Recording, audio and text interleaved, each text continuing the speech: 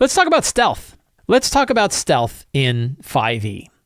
The new D&D 2024 rules with a recent errata have a kind of a different take on hiding. We're not just talking about stealth, we're talking specifically about hiding and how hiding works. And there's been a lot of conversation about how hiding works and a lot of like weird cases where hiding goes in. And I don't know that they have necessarily fixed it with the latest errata. I have a feeling hide is one of these things that gets errated over and over again because nobody really knows how to do it. But let's take a look what they've got now. So the current hide action, this is with the errata already in it, states the following. With the hide action, you try to hide yourself. To do so, you must succeed on a DC 15 dexterity stealth check while you're heavily obscured or behind 3/4 cover or total cover, and you must be out of an enemy's line of sight. If you can see a creature, you can discern whether it can see you. On a successful check, you have the invisible condition while hidden. Make note of your check's total, which is the DC for a creature to find you with a wisdom perception check. You stop being hidden immediately after any of the following occurs. You make a sound louder than a whisper, an enemy finds you, you make an attack roll, or you cast a spell with a verbal component. So there's a couple of little tricky bits in here that I think are fun, but I'll save my favorite one for last. One of them, which I've heard an argument, is how can you be outside of an enemy's line of sight when you're only behind 3/4 cover? If you're behind 3/4 cover, they can technically see you. So these two things seem at odds with one another, right? If you're heavily obscured or behind total cover, obviously they're out of the line of sight. But the idea that you're both out of any enemy's line of sight and 3/4 cover, I don't know how you have 3/4 cover and be out of enemy's line of sight, right? That's a weird one. That's a kind of a small issue. To me, the bigger issue is this. They make it pretty clear that you make your checks total, which is the DC for a creature to find you with a wisdom perception check. That it's making the assumption that I think that the way that a creature finds you is by making a perception check. And then later says that the only 4 ways that you stop being hidden is if you make a sound louder than a whisper, an enemy finds you, you make an attack roll, or you cast a spell with a verbal component, which just means as long as you don't do any of those 4 things, you are invisible forever.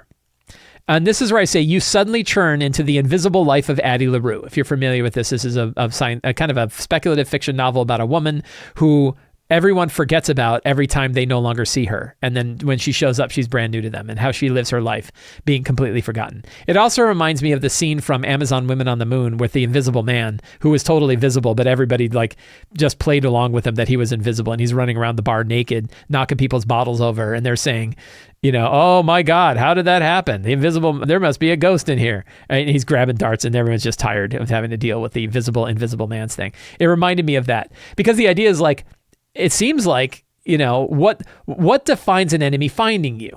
That's really where the key comes in. And that's where we say, well, what did they actually mean, right? That's where we get rules and rules as intended. Because the idea that like you hide behind a pillar, go invisible, and now you can go around the market eating fruit and, you know, stealing whatever you want and giving people the finger right to their face and whispering, you know, whispering insults into their ears as long as it's not louder than a whisper.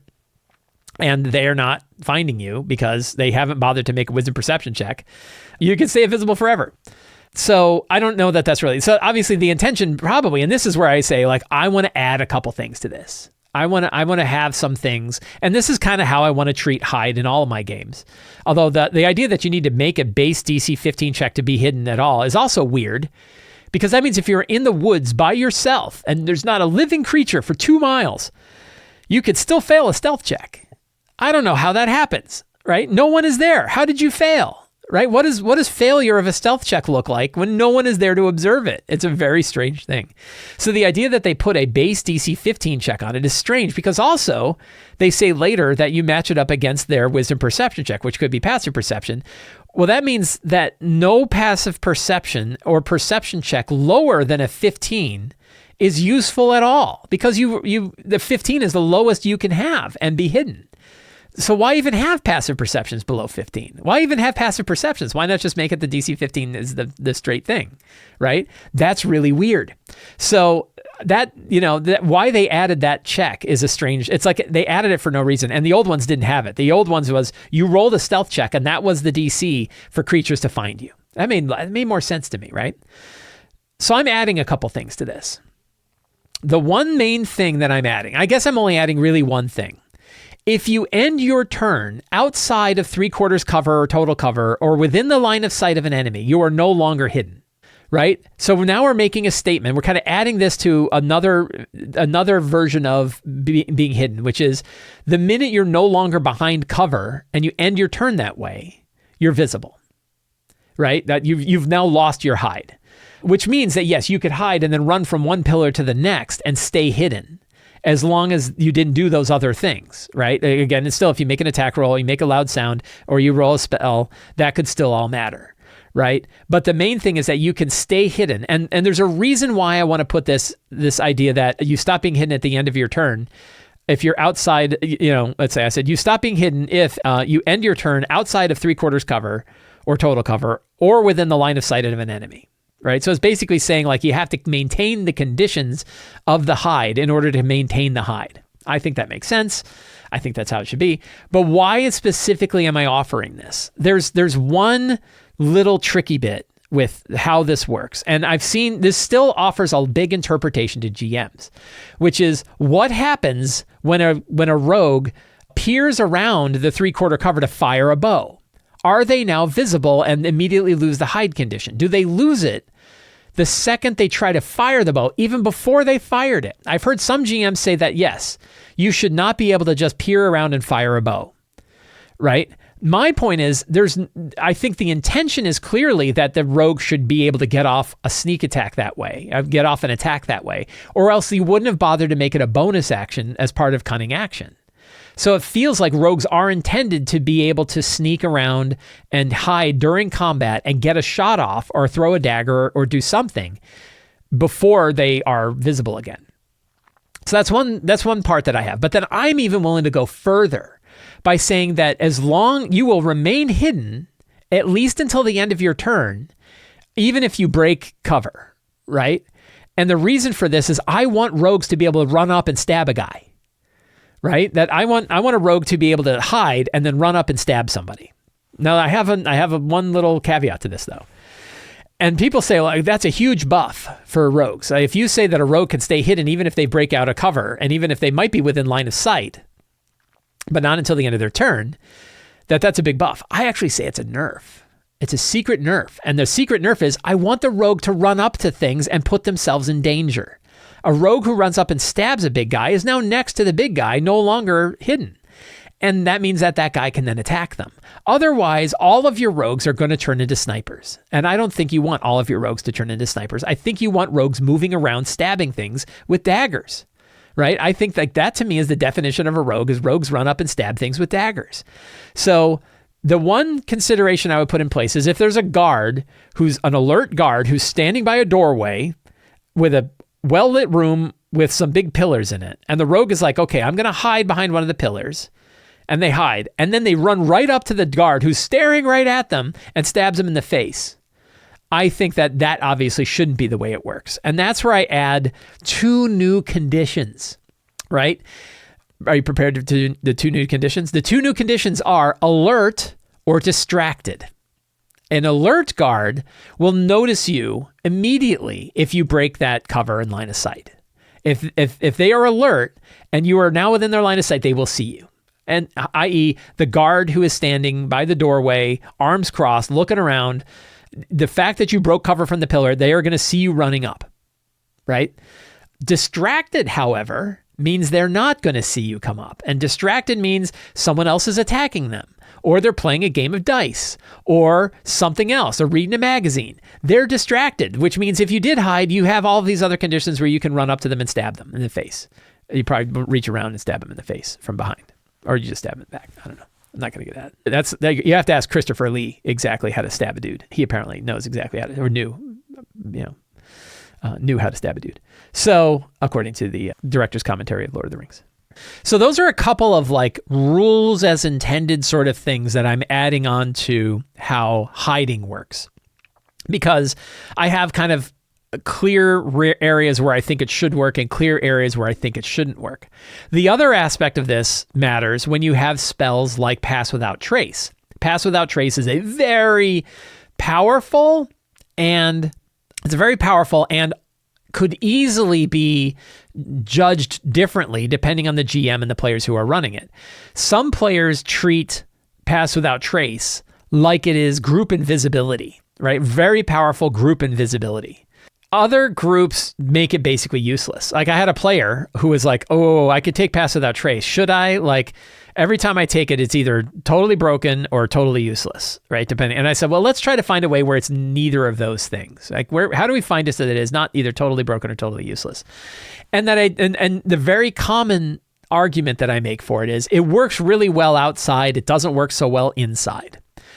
You know, that's the easy way to think of it. That Pass Without Trace when you're running around in the forest works really well.